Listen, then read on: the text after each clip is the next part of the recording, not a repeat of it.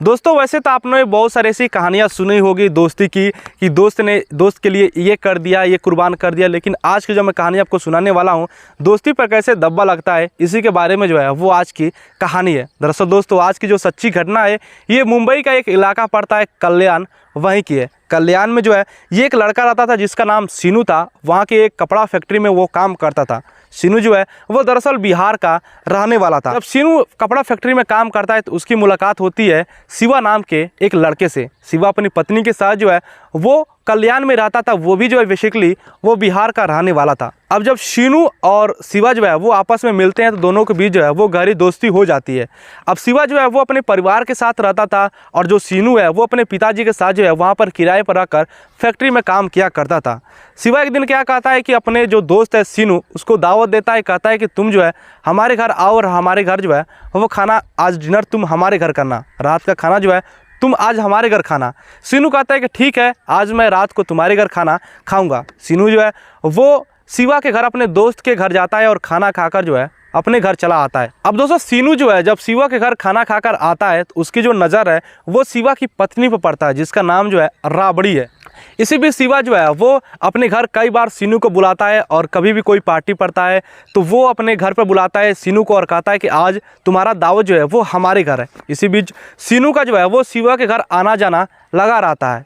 और क्या होता है कि जो सीनू है वो शिवा की पत्नी से जो है वो आंखें मिलाने लगता है। कुछ दिन बीते थे, दोनों लोगों के बीच जो है वो एकदम प्यार हो जाता है, यानी कि राबड़ी और सीनू जो है वो प्यार के बंधन में बंध जाते हैं और आसपास जो है वो अब मिलना स्टार्ट कर देते हैं। जब भी शिवा घर पे नहीं रहता है तो उसकी पत्नी जो राबड़ी है वो सीनू को फ़ोन कर कर अपने रूम पर बुला लेती है और दोनों आपस में जो है वो गलत संबंध बनाते हैं।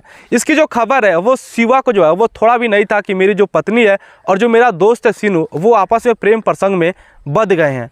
लेकिन धीरे धीरे कहते हैं कि जो गलतियाँ हैं वो कभी भी नहीं छुपती। धीरे धीरे शिवा को जो है वो अपनी पत्नी और अपने दोस्त के कारनामे के बारे में जो है वो पता चल जाता है। लेकिन वो सोचता है कि शायद जो है वो जो भाभी उसकी लगेगी थोड़ा जो है वो मजाक वगैरह ये कर रहा है। लेकिन जब इसको पता चल जाता है कि दोनों जो है वो पूरी तरह से प्रेम प्रसंग में बंध गए हैं तो वो अपने पत्नी राबड़ी देवी को डांटता है और साथ में अपने दोस्त जो शिवा है उसको भी अपने घर से आने पर मना कर देता है। अब दोनों लोग जो है वो नहीं मिल पा रहे थे, लेकिन इन दोनों के बीच जो है वो प्यार अभी एकदम परवान चढ़ रहा था।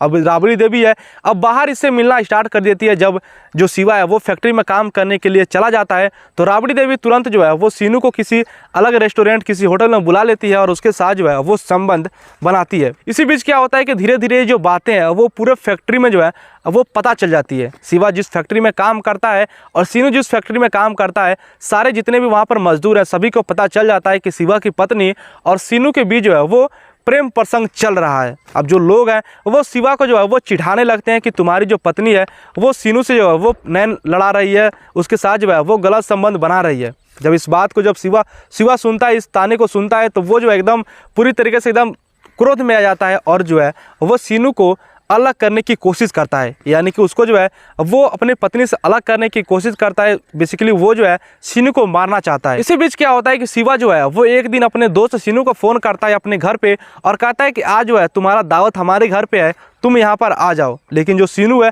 उसको पहले से शक हो गया था कि ये जो है वो मुझको मार देगा। वो मना करता है, कहता है कि मैं आऊँगा तो तुम जो है वो मुझको मार दोगे। लेकिन शिवा कहता है कि ऐसी कोई बात नहीं है, जो बात बीत गई है उसको अब तुम भुला दो और आज से जो है वो हम लोग नए मित्र के साथ रहेंगे, एक अपनी नई दोस्ती के साथ फिर से कायम रहेंगे। सीनू कहता है कि ठीक है और शाम के वक्त जो है जो सीनू वो शिवा के घर जो है वो खाना खाने के लिए आ जाता है। जैसे घर के अंदर आता है तो शिवा और उसके दो दोस्त जो है वो घर के अंदर ऑलरेडी मौजूद थे। जब वहाँ पर जब सीनू जाकर बैठता है तो जो शिवा है वो क्या करता है कि पीछे से जो है वो उसको रस्सी से उसके गले को दबाने लगता है। सीनू जो है वो छटपटाने लगता है। इसी भी जो उसके जो दोस्त से शिवा के वो भी उसकी सहायता करते हैं और वहीं पर जो है सीनू को मार देते हैं।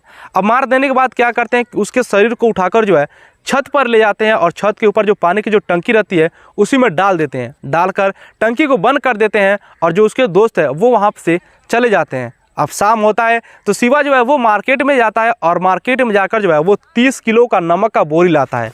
नमक का बोरी लाने के बाद उसको लेकर छत पर जाता है और ले जाकर उस टंकी में डाल देता है ताकि जो बदबू है वो बाहर ना निकले और लाश जो है वो बहुत ही जल्द जो है वो सड़ जाए, ख़राब हो जाए। लेकिन इसी बीच जो है वो 2 से 3 दिन बीत जाते हैं।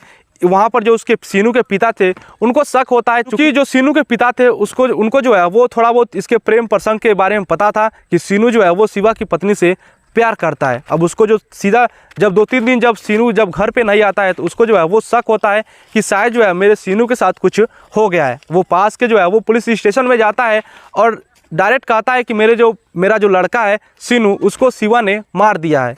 अब पुलिस जो है वो शिवा को पकड़ती है और शिवा से जब पूछताछ करती है तो शिवा जो है वो एकदम तोते की तरह बोलने लगता है और कहता है कि हाँ मैंने इस सीनू को मारा है, इसमें मेरे 2 दोस्त ने मेरा साथ दिया है। जब पुलिस पूछती है कि तुमने सीनू को क्यों मारा तो वो कहता है कि ये जो सीनू था वो मेरे पत्नी के साथ जो है वो गलत काम करता था, ये मेरा दोस्त था, लेकिन इसने जो है वो मेरे साथ धोखा किया, इसलिए मैंने जो है इसको मौत के घाट उतार दिया। अब दोस्तों इस कहानी के बारे में आप क्या कहना चाहते हैं नीचे कमेंट कर बताइएगा। क्या इस घटना में गलती सिर्फ सीनू का था या फिर जो शिवा की जो पत्नी थी राबड़ी देवी उसका भी था?